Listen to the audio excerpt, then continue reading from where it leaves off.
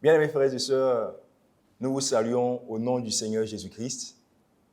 Nous vous invitons à la prière pour l'écoute de la parole de Dieu. Béni sois-tu, Seigneur, pour tes bienfaits envers nous.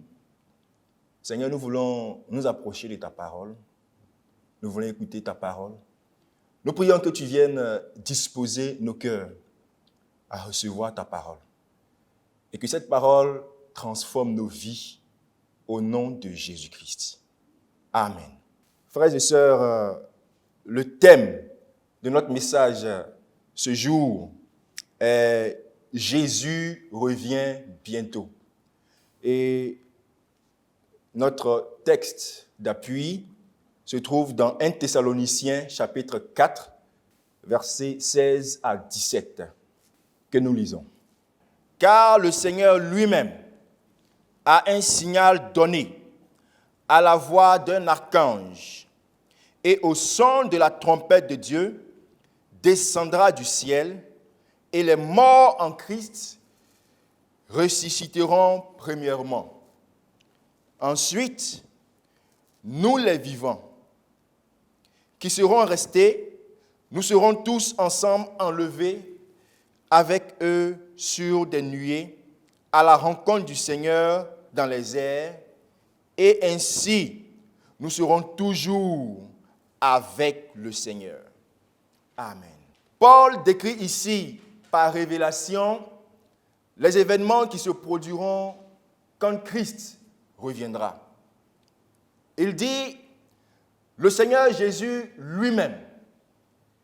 Il n'a pas dit un ange, mais il dit, le Seigneur en personne descendra du ciel à un signal donné, à la voix d'un archange et au son de la trompette de Dieu. Bien-aimés frères et sœurs, le retour de Christ n'est pas une fiction ou une blague. La Bible est un livre unique. Aucun livre ne peut l'égaler. Et même en matière d'accomplissement de prophétie, elle est unique. Plusieurs siècles avant sa naissance, les prophètes avaient annoncé l'avènement du Messie, du Christ.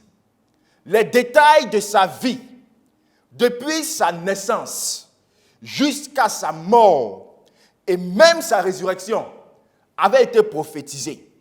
Il a même été dit que la jeune fille enfantera, une vierge enfantera. Une fille qui n'a point connu d'homme, mais qui par la vertu du Saint-Esprit tombe enceinte et enfante le Messie. Cette prophétie d'Ésaïe s'est accomplie. Vous voyez à quel point la Bible est précise. Et cette même parole de Dieu qui a annoncé ces événements qui se sont réalisés exactement comme prévu. Cette même Bible nous dit que Jésus revient bientôt. Frères et sœurs, c'est vrai et cela va s'accomplir car notre Dieu n'est pas un homme pour mentir. Les hommes peuvent mentir. Satan est un menteur et il est le père du mensonge.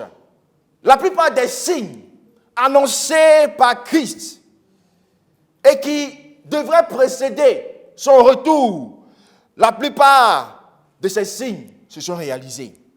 Jésus revient vraiment bientôt. Et il revient pour enlever son église. Il revient pour enlever l'église de son épouse. Une église sans tache ni ride. C'est le lieu pour nous d'inviter tout le corps de Christ, les chrétiens, à rester attachés au Seigneur.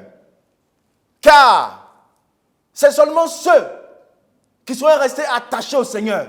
C'est seulement ceux qui seront restés fidèles au Seigneur jusqu'au bout. Ceux qui auront persévéré jusqu'au bout dans la voie du Seigneur. C'est seulement ces personnes qui seront enlevées. Le Seigneur revient pour enlever une église sanctifiée. Et c'est pour cela que nous saisissons cette occasion pour t'interpeller. Toi qui vis dans le désordre et l'impureté, ressaisis-toi. Ressaisis-toi. tu risques de te faire surprendre et de manquer ainsi ce grand événement.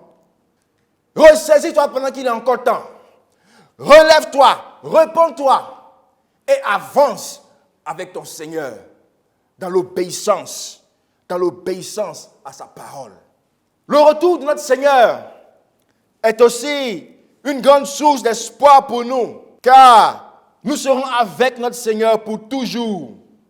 Comme Paul le dit au verset 17 de 1 Thessaloniciens, chapitre 4. Il dit ensuite, nous les vivants qui serons restés, nous serons tous ensemble enlevés avec eux sur des nuées à la rencontre du Seigneur dans les airs.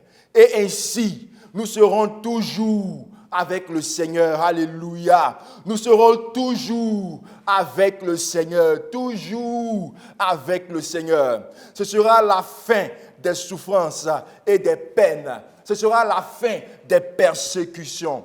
Nous retrouverons même nos frères et sœurs morts dans le Seigneur. Car Paul déclare que les morts en Christ ressusciteront premièrement.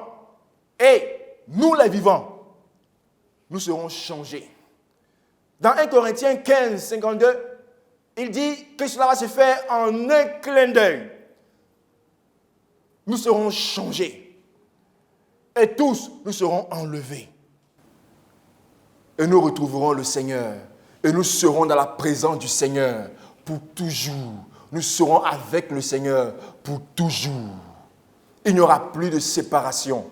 Il n'y aura plus de douleur. Il n'y aura plus de mort. Bien-aimés frères et sœurs, ces choses se réaliseront. Cette parole s'accomplira.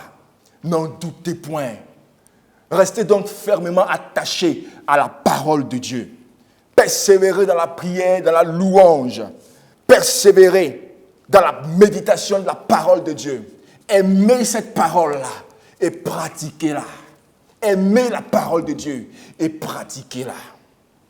Que la grâce de notre Seigneur Jésus-Christ soit avec vous. Que le Seigneur vous garde. Amen. Inclinons-nous dans la prière. Seigneur, ta parole est vraie. Tu reviens vraiment bientôt. Nous prions, Seigneur, que tu donnes à ton peuple d'être toujours conscient de cette vérité, de cette réalité, afin de ne point être surpris. Donne à chacun de rester attaché fermement à ta parole. Seigneur, tu as dit, sans moi, vous ne pouvez rien faire. Notre force vient de toi. Soutiens ton Église, Seigneur. Tu connais tous tes enfants qui passent par des moments difficiles.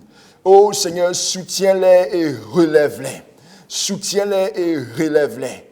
Seigneur, affermis la foi de ton peuple et aide ton peuple à rester fortement attaché à ta parole, afin que, lors de ton retour, lorsque la trompette sonnera, nous soyons tous enlevés. Béni sois-tu, Seigneur, au nom de Jésus-Christ de Nazareth. Amen.